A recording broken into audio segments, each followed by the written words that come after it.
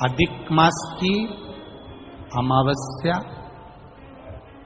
जब अधिक मास पूर्ण हो, और सावन का मध्य भाग, समझ लेना जरा, बहुत ध्यान देने वाली बात है। राजा नल का गया हुआ धन वापिस मिला। राजा नल की काया जो काली पड़ गई थी, कारकोट नाग के डसने से जो शरीर बिगड़ गया था, कैंसर जैसा रोग हो, किडनी लीवर जैसा रोग हो, शरीर में सोरायसिस हो गया, घुटने डॉक्टर ने कह दिया बदलना पड़ेंगे, कमर दुख रही हो, तकलीफ, कैसी भी तकलीफ, कैसी भी जिंदगी का दुख हो, कैसा भी कष्ट हो, समझना उसको। जितना दुख आपकी जिंदगी में नहीं आया होगा, उससे ज्यादा दुख दमयंती और राजा नल के जीवन में आया है। राजसी ठाट भाई ने छुड़ा लिया, पत्नी चली गई, पति दर दर भटका, सांप डस लिया, शरीर बेकार हो गया, सड़ता रहा, काला पड़ गया। पत्नी की वापिस शादी होने लगी, शादी होने के बाद भी बाबा ने कृपा कर दी।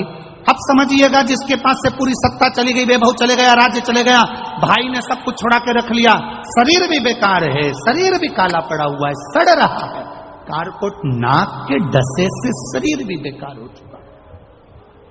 अब उसके ध्यान में नहीं। पत्नी दमयंती ने कहा,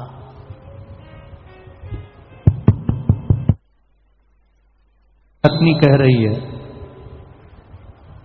पत्नी दमयंती कह रही है, शिव की आराधना करते हैं दोनों, चलो।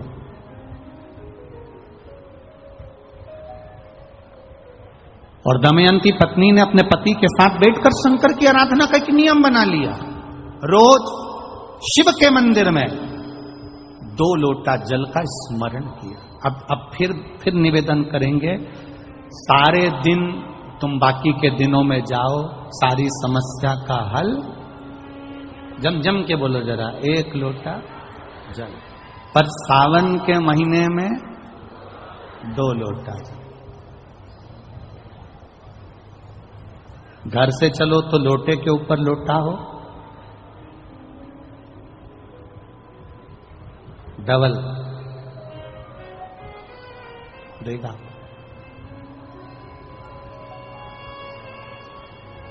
डबल।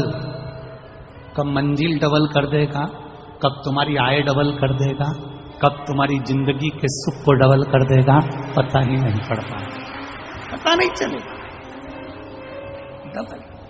और मंदिर में जैसे ही प्रवेश करो तो दोनों हाथ में, देहली पर चढ़ने से पहले 2 हाथ में कलश हो, और शिव का मूल स्मरण, श्री शिवाय नमस्तुभ्यम बोलते हुए देवादिदेव महादेव को धार चढ़ रही हो, 2 ही हाथ, दोनों हाथ।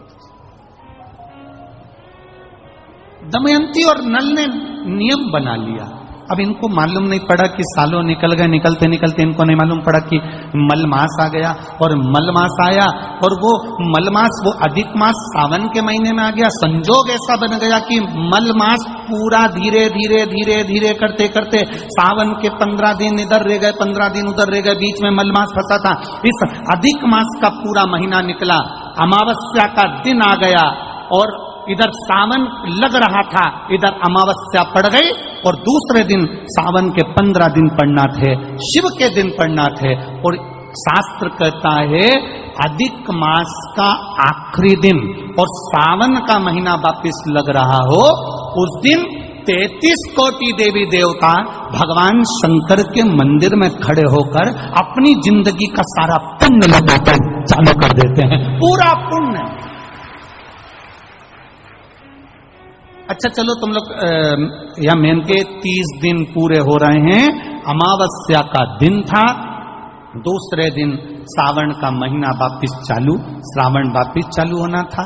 दोनों का जब संजोग होता है, सावन के अधिक मास का जब संजोग होता है, विराम का दिन होता है। आपको कथा में भी पहले कहा, मेहमान तुम्हारे यहाँ रहते हैं जब तक बच्चों को कुछ नहीं देते हैं, मेहमान जिस दिन जाते हैं 200-500 रुपए बच्चों को दे जाते हैं। अधिक मास का विराम का दिन और सावन का वापिस मध्य का प्रारंभ का दिन वापिस हो जाता है।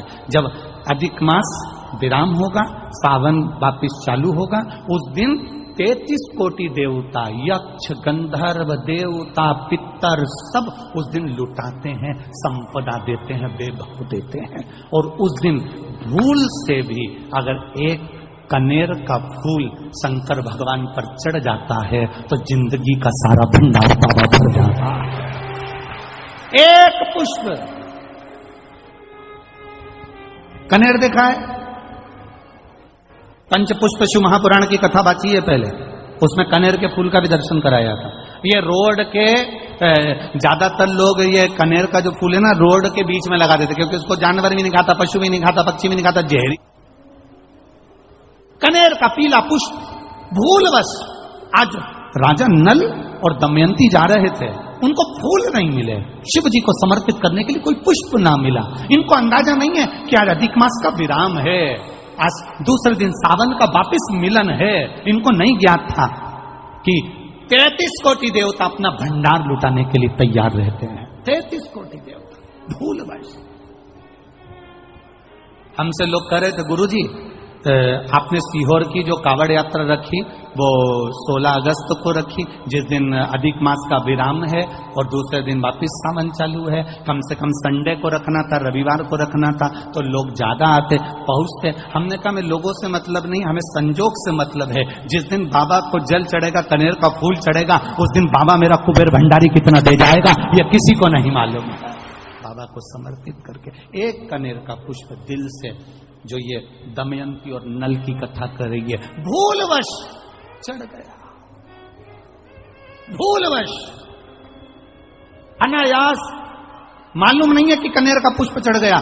अब इनको पुष्प ना मिला, पुष्प ना मिला, ना मिलने पर इन्होंने देखा मार्ग से जाते जाते इस पुष्प पर ना पक्षी बैठ रहा है, ना पशु बैठ रहा है, ना इसको कोई खा रहा है, ना कोई जान रहा। पुष्प देखा, कनेर का पुष्प सम्मुख था, छीना और उठाकर उस दमयंती ने अपने पति नल को दिया। नल ने वो पुष्प देवाधिदेव महादेव को समर्पित किया। समर्पित करा हुआ पुष्प नीचे गिर गया, नीचे गिरा तो वो गिरता हुआ पुष्प अशोक सुंदरी वाली जगह पर जाकर टिक गया। तब अशोक सुंदरी ने देवाधिदेव महादेव से कहा, पिताजी इसने पुष्प मुझे दिया है। शिव कहते हैं ये पुष्प जो मुझे प्राप्त हुआ था मैंने तुझे दिया था। ये स्थान देवी का हस्त कमल है। आज का दिन 33 कोटि देवता अपना भंडार, अपना पुण्य मनुष्य को देते हैं, इसलिए आज तुम पुण्य दीजिए। सब देवताओं ने मिलकर जब पुण्य दिया, नल का सड़ता हुआ शरीर, काला पड़ा शरीर, रोग से ग्रसित शरीर नल का ठीक हो गया और जो पुष्कर ने धन लिया था वो वापिस राजा नल को प्राप्त हो गया। फिर संपदावान, फिर वैभववान, फिर कीर्तिवान हो गया, फिर कीर्तिवान हो गया, फिर वैभववान हो गया।